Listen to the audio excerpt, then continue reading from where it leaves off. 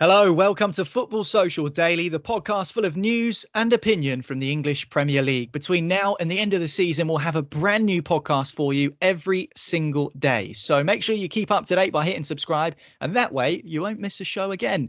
I'm Niall, welcome along to the podcast. And on today's show, we'll discuss how Burnley were embarrassed last night, both on and off the pitch. The Clarets were smashed 5-0 at the Etihad Stadium by Manchester City, but sadly the biggest talking point came just as the game began. A plane flying over the stadium carrying a banner behind it, the banner reading White Lives Matter Burnley. Burnley Football Club have condemned the banner and vowed to issue bans to those responsible. Sean Dyche would also have condemned his side's performance too, with Phil Foden tearing his team apart. But a negative for Manchester City is that Sergio Aguero went off injured. We'll discuss. Tonight's fixtures in the Premier League sees Tottenham take on West Ham in a London derby. Jose has been passionately defending Harry Kane this week. David Moyes perhaps less passionate, as he's pinpointed a final day clash with Aston Villa as perhaps the key to the Hammers' survival. Nice to see David Moyes setting his sights so high. Leicester face Brighton 2 at the King Power this evening, and we'll preview that one for you right here on Football Social Daily. Alongside me on today's podcast, it's Marley Anderson. Hello, Marley. Hello. How are we doing? I'm good, mate. I'm very well. And we've also got Lee Whitehouse. Hello, Lee. It's been a while. Hi, mate. How you doing? You well? All good. The Baggies are still in the top two, so nothing to fret about over lockdown for you. Well, we managed to actually sneak above Leeds on at the weekend, considering we've managed to get a 0-0 board draw with Blues. But I was actually hoping we'd follow suit with the rest of the EFL, to be honest, and just close down the season. But such it is. To be honest, we're looking at the squad, and we were having this conversation last night with a few of the lads. That front five that we've got plus the bench, we should rip that league apart now, to be honest. I'm quietly confident that we'll be back next season. For anyone who's not listened to the podcast before, Lee is a West Bromwich Albion fan, and they've been sort of on the fringes of promotion all season.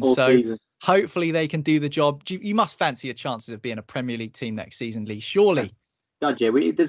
I think the only thing that'll stop us is the shaky defence. But like I say, the only thing, other than that, actually, the other thing that concerns me is playing behind closed doors. When the game was there on Saturday, and we had all the play, we had all the possession, but you could see there's this lack of urgency on the pitch, and I think this has gone probably, and something that you guys have touched upon already in previous podcasts, isn't it? But there's a lack of urgency, there's a lack of atmosphere in the ground, and you could see the game was just petering out as he went on. Whereas you think in front of the fans, we'd have got them going, and it was a local derby as well. In many respects, that game, and that's my only concern really, because we've got the players, we've got everything, we've got the squad. It's up to us really. We are the best. I think Leeds are probably better than us on their day, but Leeds are doing their best to throw it all away. So we've just got to keep going. And we've got a big game against Brentford on Friday. Leeds have got Fulham the next day. If we beat Brentford, then I think that'll be the result that will really kick us through, because we'll have 11 points on Brentford at that point, and then we'll have 10 points on Fulham. And if they lose to Leeds, that should be enough to carry us through to the end of the season, I think. Best of luck to West Brom, and of course to Leeds as well. It'd be good to see them back in the Premier League. I know Marley used to work at Leeds United, so he'd quite fancy them to be back in the top flight. Definitely be worth talking about those two teams next season on the podcast. I'm pretty sure we will be anyway, the way things are going.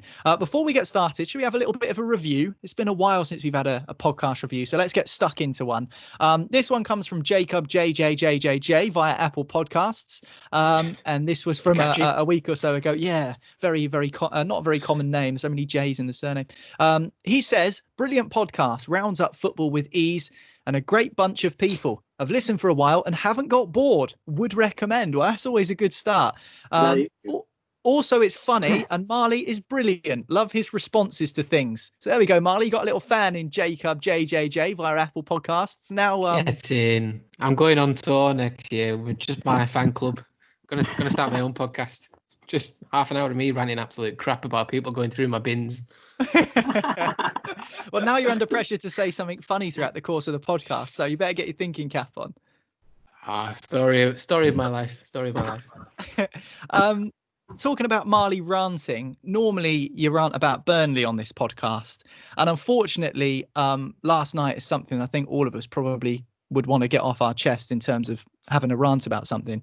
It's because the football last night at the Etihad, which finished Manchester City 5, Burnley 0, was somewhat overshadowed by a plane which flew over the Etihad Stadium just after kickoff, pretty much precisely when the players were taking a knee to pay their respects to the Black Lives Matter movement, which of course has been adorned on the back of the players' shirts throughout this opening game week of the Premier League restart. It's been a movement which has been sweeping the world, and rightly so. I think I'm not speaking out of turn here to say that we all at Football Social Daily absolutely condemn racism in any way, shape, or form. That didn't seem to be the case from whoever was flying that plane, because the banner that was being dragged behind it read "White Lives Matter Burnley." Now, it was a pretty shocking banner. You're shaking your head, both of you guys there. It was a pretty shocking banner, and unfortunately, in this podcast, we should really have been talking mainly about how Manchester City and Phil Foden rip Burnley to shreds, as they seem to do every time they play Burnley. But Marley, that's not what we're going to talk about at the start of the podcast, because whoever's decided to fly this banner has got what they've wanted. They've caused the storm. They've made themselves infamous. They've, got themselves in the headlines. But I think it's important we do mention there is absolutely no place for behaviour like that in the Premier League. And it's really sad to see. And we're going to condemn this as much as we possibly can, because it was a real shock for everyone. Yeah, it's it's one of them, isn't it, where you just scratch your head. You're like, what goes through people's minds? Like, yeah, imagine that banner costs like 600 quid minimum, like 600 quid to £1,000. So you have to go to a long way to be, to go out your way, to go out your pocket and be racist. And it is racism, and people say, oh, well, you can say, about Black Lives Matter, and what about white lives? And it's like, as Ben Mee said last night, you are completely missing the point. Like, you know what you're doing, you know that it's wrong, but you're in the current state of the world, with racism and protests and a sort of societal like movement kind of thing. People are getting brave in their on their wing, either left wing or right wing, and pushing their ideologies as if they have a platform for it. And there's a lot of like questions you've got to look at with last night and this banner that went over. I mean, the plane company should never have flew it. However, they're getting out of it by saying, well, it's just words. It's not actually racist as in what it says, but it's they're getting out of it with the technicality of it doesn't have racist language on it, but obviously we all know the racist meaning behind it is the issue. So they should have had more morals to say no. But obviously with the lockdown period as well, they haven't been flying for 3 months, so they probably wanted the money to do it, which is a problem. And then there's the idiots behind it who were, I mean, by 15 minutes into the game, they'd all there's screenshots of the guy's Facebook. There's pictures of him with Tommy Robinson, and you know exactly what kind of person he is because you see them on the news, screaming at protesters that they don't like and trying to push their own stuff. And it's a problem that's followed Burnley for a little while. So when Ben Mee came out after the game against City yesterday and said what he said, I felt sorry for him because it's hard when you make a statement like that. It's something that like is always going to get the attention, and it's not fair on the Burnley players who are representing the town, and then you get some pillock like that flying something over and overshadowing everything, and it sort of labels Burnley Football Club as racist when the players that are on the pitch representing them have nothing to do with the arseholes that are out there doing this stuff. So hopefully they will be banned and they will be found, and it doesn't make the problem go away, but people got to do better. Yeah, I totally agree. And we should credit Burnley Football Club in this instance because whilst the game was still going on and like under an hour almost since the banner was flown over the stadium, they had issued a statement vowing to catch those responsible and hand them lifetime bans. So Burnley have made their stance clear on this. And Marley mentioned there, Lee, Ben Mee's comments after the game. Now, as a club captain, sometimes it can be difficult to find the right things to say in difficult scenarios. Team's just been thumped 5-0. There's an unfortunate incident off the pitch, which has overshadowed the entire game. But I think we're all in agreement that he actually spoke really well on the issue. And, I think he couldn't have done any more really in his position, saying what he said in an emotionally charged moment. Yeah, I thought he handled it brilliantly. Actually, when you look at, like you say, they've just got thumped, and he's got to, rather than come off and answer questions about the game, which is what he'd probably expecting to do. He's got to answer these questions because some idiots decided to fly a banner over a stadium and use the foot. I mean, the frustrating thing for me is they're using these idiots are using football as a platform to get their racist views across. It's a society problem. This isn't a football problem for me. I mean, we've had so many recent issues over the course of this season that has just restarted. The Raheem Sterling problems, the stuff that was going on with England in terms of racism. This is a big issue we have in society, and these idiots are using football as a platform to get their message across. It's just absolutely disgraceful. I feel sorry. I just wanted to say what Marley was saying there. You've got to feel for the players because they're now tarnished with this. Whether you like it or not, people will go, well, Burnley Football Club racist. That's now what they're going to have next to them, rightly or wrongly. People who are looking at this, because you've got to remember, you've got people. This is international news. This isn't something that's on Sky Sports News. This is across the BBC. This is across all news platforms. And you've got people who dislike football who will just be going, oh, well, Burnley Football Club, they're just a racist football club. And then that also then links in with football supporters as a whole. Because if you're going back a couple of weeks when the protests were happening in London, a lot of those the anti Black Lives Matter protests, when they all clashed, a lot of that it's football hooligans who were bored that were in those protests. So again, it brings back the football fans as a whole are racist, and that's just not the case. Absolutely, just because some idiot decides to. They've even called.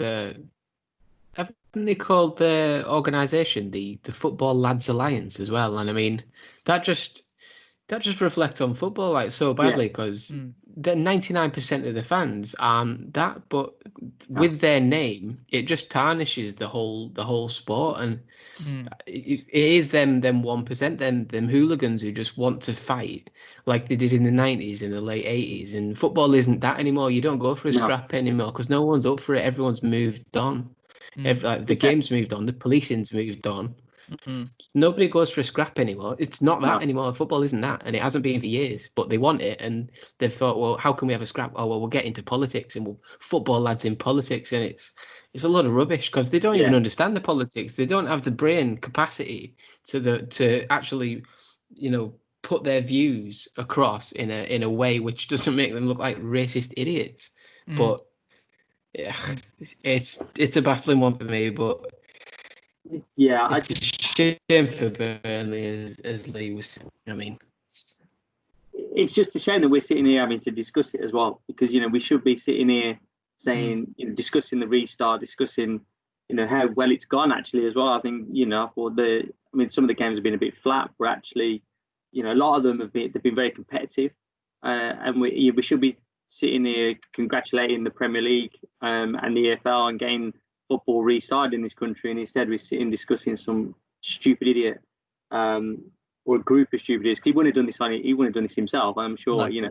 And you've also got to condemn the guy who flew the plane. I was watching. He could have said no, Lee, couldn't he? He could have just turned around and said, "I'm not doing it." Yeah, I was watching Graham Souness last night after the game, and he was getting actually quite emotional about the fact that a couple of years, it was when he was managing football clubs. It was quite a while ago, but he was saying that.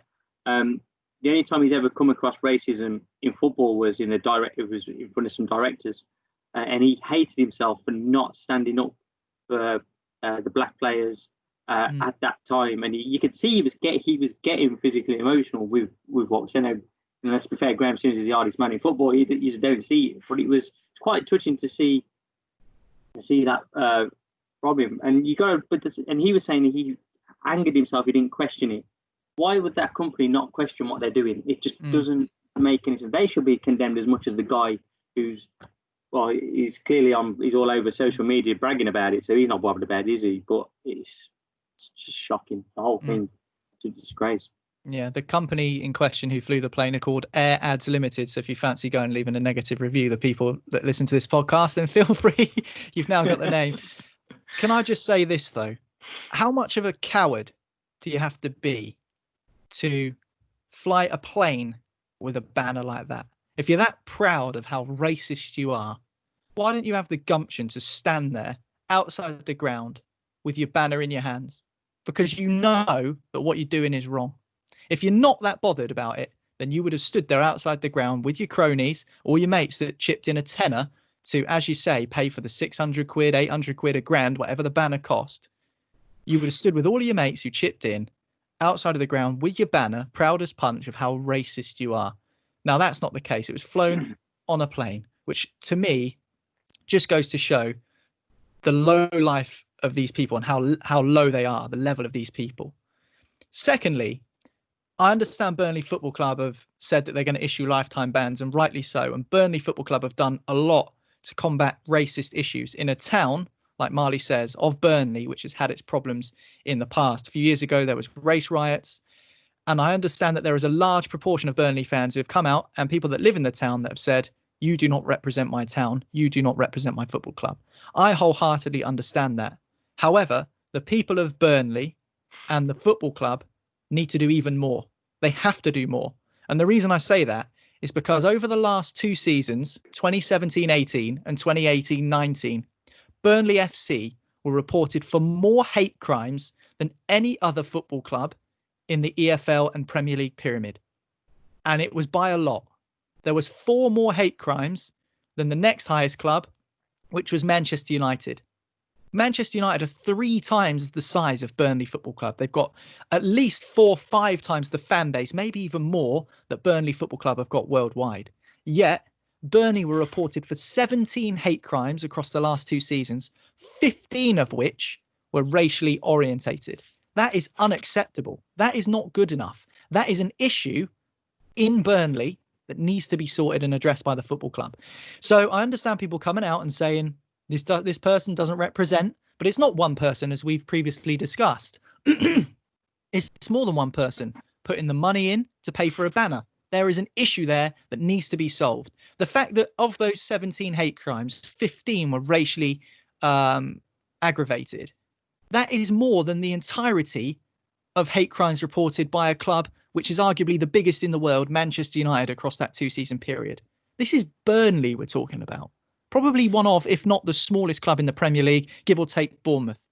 This is unacceptable. A club that small, that size, should not really have to really come out and say we're not like this, because there is an issue in Burnley and they need to be doing more to solve it. But I think we should leave it there. I think we should actually talk about the action on the pitch and the fact that Manchester City, Marley, absolutely gave Burnley a hiding. And it's not the first time. Since Pep Guardiola took over City in 2016, Burnley have lost 9 of the 10 matches between the two clubs. Sean Dyche, his style of football has come under criticism from you plenty of times on the podcast. So I think you're quite in enjoyment when you see Burnley getting a good old hiding.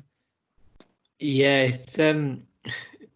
it's not a surprise that the old 4-4-2 lump it towards the big lads up front doesn't work against a good football team, isn't it?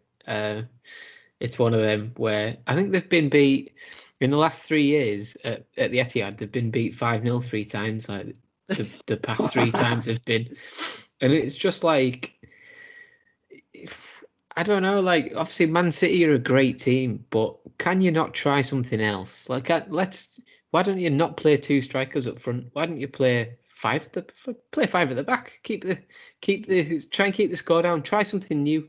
Burnley. If you've seen Burnley play one game of football, you've seen them play every game of football for the last 5-6 years, because that's how they play every time.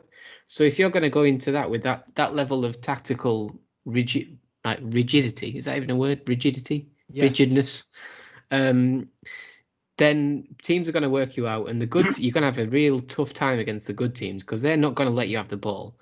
And if they score early, it can be a cricket score. And after the first goal went in last night, that was it. Like, Burnley were never going to get back into it unless something crazy happened. They got a wonder goal or some sort of set piece that they could work or something. But to do that, you had to get in Man City's half, and they couldn't get into Man City's half. They couldn't deal with Mahrez. They couldn't deal with Foden. De Bruyne wasn't even on the pitch. It could have been 10 or 12-0 if Man City had properly wanted this. I'm not even exaggerating. Like, Foden ripped them apart. He was amazing. But it was disappointing as well to see Burnley just like give up, because it looked like a training game in terms of their effort, as well as it's bad enough that matches look like training games with them being no crowd and extra shouts from the touchlines and stuff. So it feels like a training game anyway. But then when you see them just standing round, literally watching Man City pass the ball left and right and not trying to make a tackle, it was even worse. But it's like non-league, Marley. It was like non-league. And we had a joke about this last night. I text you, didn't I, saying that it doesn't matter what level of football you're at. There's always someone that goes, get it away when the ball comes in from a corner. There's always someone going, get rid. It doesn't matter. You can be the most elite player. You've got like Ballon d'Or nominees on the pitch. And that's the same thing you hear on a Sunday morning. It's crazy. We record this podcast in Manchester. I'm pretty sure if I'd opened my windows last night, I could have heard Sean Dyche screaming, "Boot it away!" just because his voice is so loud, and they were just getting absolutely hammered. They wanted to go and chase it, you know what I mean? So they were always going to get absolutely walloped last night. I mean, I wondered whether they'd be better off abandoning the game, taking the fine, not giving the not giving the racist guy. Wouldn't they? Yeah, exactly. They would have only lost 3-0. And they wouldn't have to answer all these questions about the racist guy, because you wouldn't have had a platform, because there wouldn't have been a game to go on. So if they'd abandoned the game, it would have been better for Burnley as a whole. To be fair to Sean Dyche, I do feel that he was a little bit hamstrung, because, like you say, if he only knows how to manage one way, he was out without Chris Wood, who's kind of his key striker this year. Ashley Barnes is out. Berg Gudmundsson's out. They've had some injuries as well. I don't think Aaron Lennon is going to play for Burnley again. He looks like he's going to be on his way. Jeff Hendrick might be on the way out. They've got some real contract issues at Burnley. But, it just makes you wonder what their ambitions are. We've discussed this on the podcast before.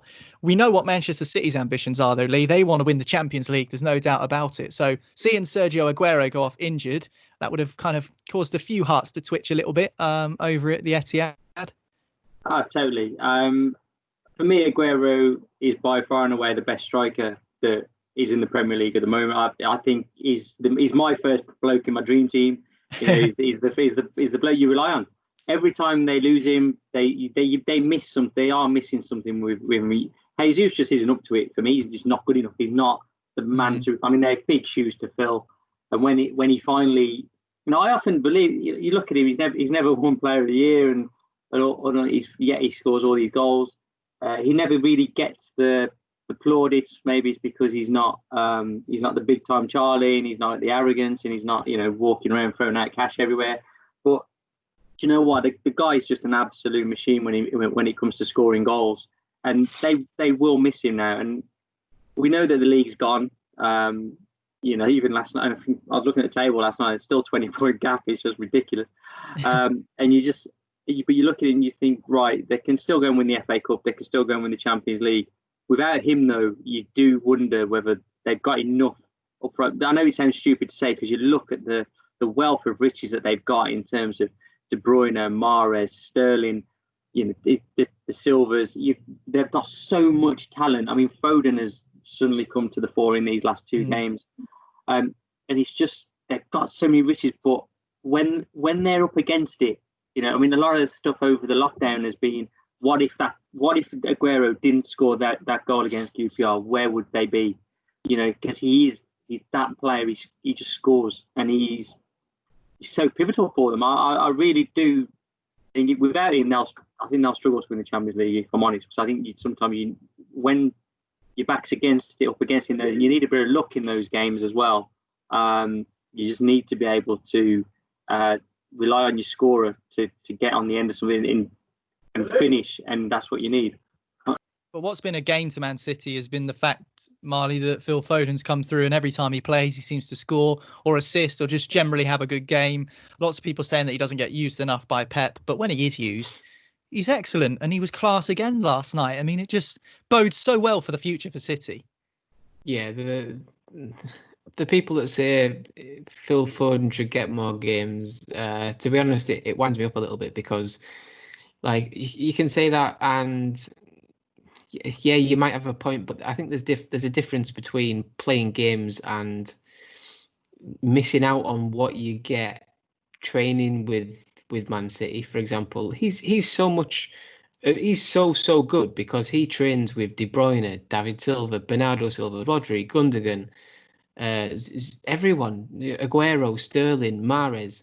If you sent him on loan to a newly promoted team, for example, like if you sent him on loan to Aston Villa last season, he wouldn't be anywhere near the player he is now, because he wouldn't be training with the guys, and he wouldn't be at a level. He'd just be at a lower level. He might have got more minutes. He might have got toughened up a bit, like people say. Oh, you've got to be tough to play in the Premier League. But the fact is, he's 20 years old, and he's taking the mick out of players. Like, he's that good. He's running games, like, in terms of, he's running rings around Burnley. He scored 2 goals. He scored another in the week, against who was it? City beating the week. Arsenal. Exactly. I mean, Arsenal are a top 6. Well, that's another debate. But that's a different debate. Top 10. My point is, Arsenal at one point were a good team, and Foden's popping up and he's scoring against them. When he's on the pitch, he's amazing. So people that say he needs to go out alone, he needs to play more, I think he's playing just enough, and I think he trusts Guardiola. Guardiola trusts him. I think he'll get better and better, and he'll be at a level where, he'll just be an asset for England. So I think he's an amazing little player. The biggest compliment that I heard last night about Phil Foden came from Guardiola in his interview, and he was asked about when obviously David Silva's come to the end of his time. Did you make the conscious decision? Did you that you were going to replace him, or you've got Phil Foden, or you're not going to replace him? And he categorically came out and said, we all got together, him and his advisors, and they just decided they don't need to replace David Silva because they've got Phil Foden. I mean, that is what a compliment that is. I mean, he might just be there. He might be he's thrown out a statement to actually give the boy some confidence, and but what a statement to come out with. For Pep Guardiola to be giving you that level of confidence and putting that much confidence in you to go and replace this legendary status man of a club, that's just huge, and it shows how good he's. To be fair, Guardiola stood by Foden as well. He's never sent him out on loan. He's never, he's always backed him. He's always said this guy's going to be a brilliant player. But he said last night again, this guy's going to be part of the next 10-year future of this football club. And to be fair to Foden, he could have looked for a move as well when he's looking at Sancho going in and ahead of him in many ways in England, and Hudson-Odoi and some of these guys are all kind of in front of him in England at the moment in the England pecking order. But he's clearly got the right advisors, and I think eventually what's going to happen is Foden will just be the main starter for England, and the others will just kind of have to work around him. But he's showing at the minute signs of what a really good or amazing talent he's going to be moving forward. He's only 19, 20. Yeah, exactly. So young, still so much to learn and so much ahead of him. So it really is a promising sign both for City and for England. And the fact that Guardiola, when asked in press conferences before whether he's going to send Foden out on loan, has just kind of laughed it off and said that's impossible. It's never going to happen. Just goes to show the level of confidence, as you say, Lee, that he has in his player. Right then, Manchester City 5, Burnley 0 at the Etihad Stadium was the final score. Embarrassing for Burnley on and off the pitch, though, in more ways than one, of course. We're time to take a quick break here on Football Social Daily, but stick around because afterwards we'll be previewing Tuesday night's action, games for Leicester and Tottenham as well. Not to mention Jose Mourinho's rant in defence of Harry Kane. Now that was a good one. We'll catch you up. We'll catch you after this break. Welcome back to Football Social Daily. I'm Niall. Alongside me, we've got Marley and we've got Lee, and we're going to discuss the upcoming games in the Premier League. Tuesday night's fixtures: Leicester City against Brighton and Tottenham Hotspur against West Ham United. And it's at the Tottenham Hotspur Stadium that we're going to start, where Jose Mourinho, in his pre-match press conference yesterday, came up with another legendary Jose press conference quote. This time, it was a list he reeled off defending Harry Kane. Now, the list was of other strikers that he's worked with in the past, and their goals per season ratios, coming up with their averages and stuff like that. It was something we've not seen from Jose for a while, Marley, but oh my goodness, was it refreshing to see him going into full-on Jose mode. I mean, I was on Twitter yesterday, and when it came out, I've just wrote that we've had 100 days without Jose Mourinho, and he's come back with a bang, hasn't he? I mean, he's come back in one of these classic rants that he's come up with. It reminds me of the when he got the list of players that he'd given youth chances to at Man United, and he's held 3 times and holding up the 3 fingers in the press conference and was like, respect, and he's clearly back in Harry Kane. I'm just looking for Didier Drogba's goals per season record, because he didn't. The stats he come up with were a bit. They seemed a bit out, didn't they? Because Didier Drogba scoring 60 goals a season? Surely not. That can't be a wrong stat. I think, yeah. I mean, I have a feeling he was making that up a little bit. I'm looking at league goals for Chelsea. The most he got 36 in 2010, 2011. So I mean, obviously it's a lot of goals, but it's not 40. It's not averaging 46 a season, is it? Like you said, but and Jose wasn't even the manager in 2010. That was Carlo Ancelotti, was it not? So Jose's got absolutely nowhere near. I guess he's counting the Ivory Coast goals or international goals into that, pre-season goals. He's counting every sort of goal he can find. 100%. Hey, everything counts for Jose. We know that everything counts. Maybe he scored a few in his kitchen past his wife or his girlfriend or whoever, and he's counted them in as well or something. But to be fair to Jose, I think the point remains. The point that he is making is, he's had top strikers before and they've done well under him. It's not really about the numbers that they scored. He was defending his tactics with Harry Kane, and to be fair, a lot of the pundits as well have they're just like, it's like they're casting their rod, aren't they, into the thing and looking for a prediction that might or might not come true. And they're saying that Kane might not play to his best under Mourinho because he's a little bit defensive, and they've not really got anything to base that on in terms of, because they've not seen Kane play under Mourinho too much because of the injuries and the lockdown and whatever. So it's a bit of bait from journalists, and it's been snapped up by Mourinho this time because he's come back with all guns blazing, I think, with that little press conference. But it was great to see, because I've said it all along, whether you like him or not, Premier League is better with Jose Mourinho in it, because he's entertaining. Really he's absolute box office. He is, and I'm here for it. He was the most in lockdown. He was the most searched football manager name in the Premier League. Considering that Klopp and Guardiola are in the league and Klopp's about to win the league, Jose Mourinho was still the most searched person. This was according to Google stats. As we were just about to come back in. Are they more accurate than Jose Mourinho stats? Or who knows? I can see why he's getting the criticism, though. I've got to say, I watched the United Spurs game the other night, and to watch Harry Kane sitting in his final third as United are attacking, if you're a Spurs fan, that's disheartening to the max. Your top goal scorer, the man who you rely on the most to dig you out of a hole or to score you the goals to get you into the Champions League, he's sitting in his final third defending because Paul Pogba's just come on the pitch. It's a bit, you've got to say, it's a bit concerning. And I think he does deserve some level of criticism. I understand that he's got his way and he's got his style. But you've got to question, as a pundit, they've got to question that, surely, especially when arguably United should have gone on to win that game rather than come out of a draw. So you got to understand why he's got to understand why he's getting the criticism as well. Yeah, I think as well, since Klopp and Guardiola have come into the league, Mourinho's management methods have come under scrutiny a lot more.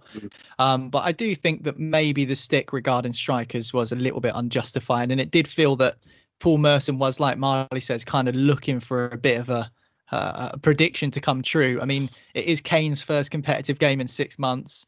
He's just come back from surgery on a hamstring injury. He's not played since like the first week of January, so it was always going to be difficult, and it's only been one game. It's the first game back, so who knows, we might see Harry Kane smash a load of goals in between now and the end of the season. But it did just feel a little bit sluggish. I think that was just to be expected, really. But what about their chances tonight, Marley? They've got West Ham United in what can be quite a feisty derby, at least it has been over the last couple of seasons, between the two clubs since they've been in the Premier League together. Dele Alli will be available again for Jose, which is a boost. He was banned for the United game after mocking coronavirus on Snapchat, so he was handed a 1-game ban for that. What do you think the outcome of this one will be? Because West Ham desperately need points, particularly considering that Brighton picked up a valuable 3 points against Arsenal. Watford picked up a point against Leicester last week. I mean, they're desperately in search of some points. Yeah, it's time's running out for West Ham, isn't it? I mean, what we got left now? Eight games left. Judging by the way they played at Wolves, you wouldn't fancy them too much in beating too many teams. I just don't think the sum of their parts is so much greater than the outcome. Like, they've got some decent players: Lanzini, Haller, Diop, Souček looks all right. Anderson's got it in him to play, but he doesn't fancy it, and it's tough for West Ham. I can't see. It's basically, for me, it's between them and Bournemouth. It's who's worse out of them for the final 8 games, because they look like they're in real trouble in terms of the way they play. And this though, for Spurs, just going back to Spurs, I think the break has impacted Spurs in the most positive way. I think it came at the right time. They had no strikers at all before lockdown. Son had his injury, didn't he? He had a broken arm, was it? Yeah. He had the military service hanging over him of some time when to do this. He's been and smashed that. Kane was out. Troy Parrott couldn't get a game because random reasons. I don't know why. Mourinho clearly didn't rate him to start. But now they've got everyone back, and this will be a test, because Spurs should beat West Ham. There's no doubt about it. They played okay against Man United in the first half. They looked all right, and it was like, right, here we go. This can actually be Spurs coming back to the Spurs we think they are, with everyone fit and them raring to go. So if they fail to break down West Ham, it's bad for them, because then it's a case of, hang on, does Mourinho's style suit these players, and will he need a rehaul in the summer and get quite a lot out and bring other ones in and to fit his philosophy? And it's one of them where West Ham might fancy it, but how much of West Ham fancied this season? There's not much, because they've been shocking. They've been absolutely shocking. They're lounging down there. Yeah, they're just they're sleepwalking into trouble. And the fact that Moyes has already said, earlier this week about the last game against Aston Villa, I'm sorry, mate, but if you don't get to that last game, it's a very real possibility that you could be relegated by that last game, and it could be 2 relegation confirmed teams scrapping it out, like 2 homeless men fighting over a bag of chips on the road. Like, no one will be asked about watching it. Yeah. So it's one of them. So it's important for both teams tonight, but I think we'll see. I think you made a good point there, Marley, about David Moyes' quote saying that he's pinpointing Aston Villa on the final day of the season as some sort of relegation playoff. Now, like you say, both teams could be down by then. I mean, that's not the attitude that West Ham fans want to hear, Lee, is it really? The manager coming out and saying, it's all right, we've got 7 games to go, but I reckon the last game of the season we might have a chance against Villa. I mean, David Moyes has had his question marks over him as West Ham manager since he took over the job, but if I'm a Hammers fan, I'm thinking, why are you saying that, Gaffer? You're giving me no confidence whatsoever. It's the worst thing your manager could come out with. I mean, I've watched West Brom get relegated numerous times. You know, I don't think I've ever heard one of our managers coming out. Even Pardew at the end was never saying, never saying that we're going to the last game of the season. You know, he never lost belief that we'd still pull out of it. Yeah, I was just That's because he looking at couldn't believe he wasn't sacked before that. That's why. Well, there is that after the Barcelona season. Yeah, I just looking at. I mean, he may be being a realist in this as well. He's got to look at his fixtures. He's got Tottenham. Then they've got Chelsea after this as well. That's not going to be an easy game. And they've got to play Man United at Old Trafford, so he's probably writing that off as well. But he's got the interesting thing actually. He's got 4 fixtures in between Chelsea and Man United. He's got Newcastle, Burnley, Norwich, and Watford. They're all winnable games. He can't just be, if he's looking at the Villa game as the last hope, what's he saying? That they're not going to win at least 2 of those 4 fixtures? Because that's pretty much what he's suggesting in that point. They could go on and win all 4 of those fixtures quite comfortably because they're not difficult teams to play. I mean, Newcastle away is going to be tough. Well, we think it will, because obviously the way they started the other day. But Burnley, we saw them last night, awful. Norwich, awful. Watford, hit and miss. They've got every chance of picking up 9-10 points out of those 4 fixtures, and they could be well out. So why he's pinpointing Aston Villa, it just shows the mentality of him. And for me, since he left Everton, he's just been a shadow of the manager he was there. And Man United's maybe sucked the life out of him, I don't know. But it's such a for a supporter to hear that you've got to go and beat Villa last game of the season. And let's be honest, Villa ain't going to be a walkover as much as they're poor this season. Jack Grealish is always good to pull something out of a bag. It's just so disappointing from a fan's view that he's gone down that route. Probably be sacked by then anyway, because well, they like to fire people in that club. Actually, fascinatingly enough, this is the first game in the top flight of all time ever that 2 former Manchester United managers have come face to face. That's never happened before. 2 ex-United managers have played against each other. It's just never happened before, at least post their Manchester United careers.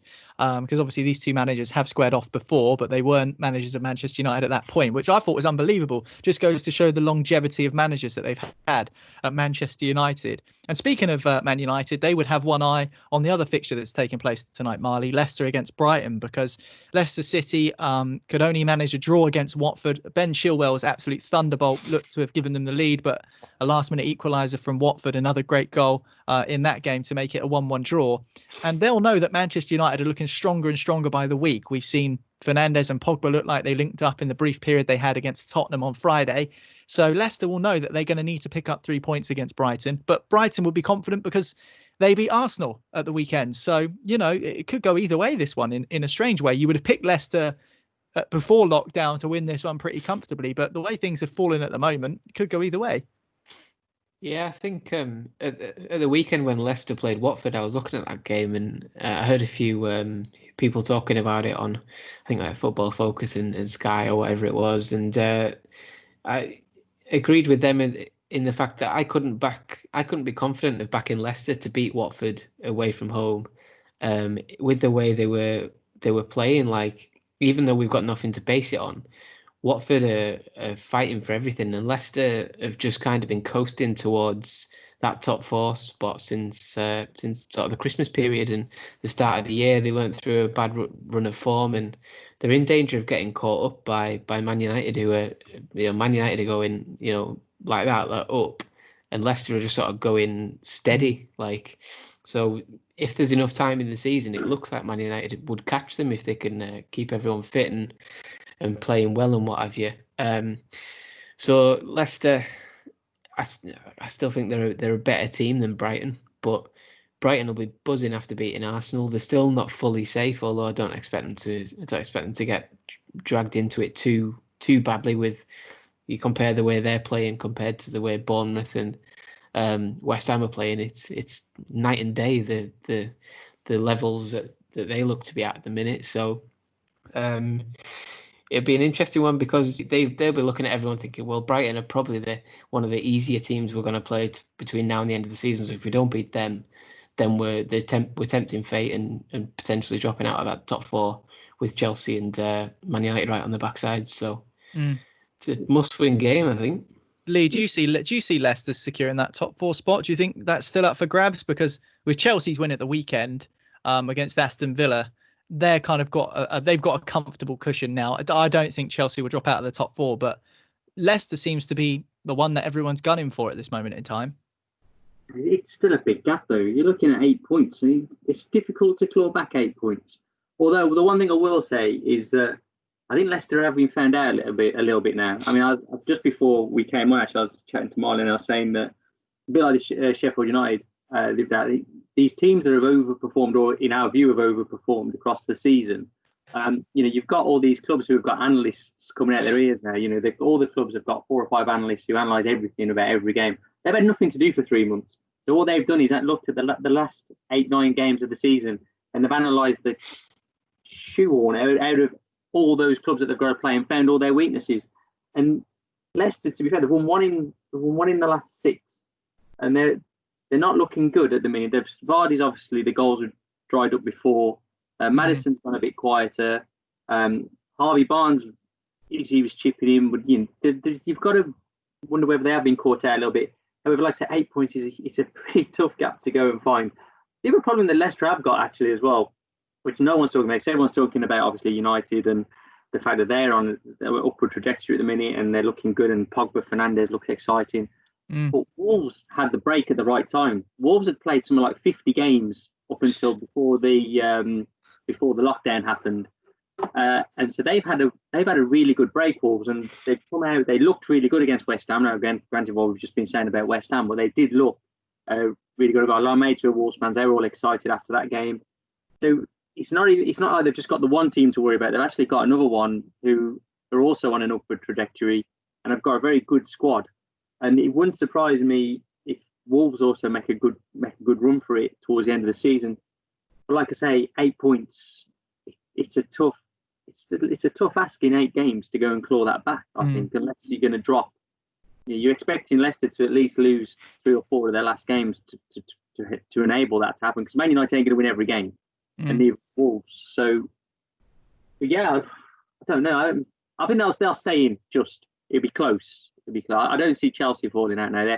They've got their new signings coming as well, which will help.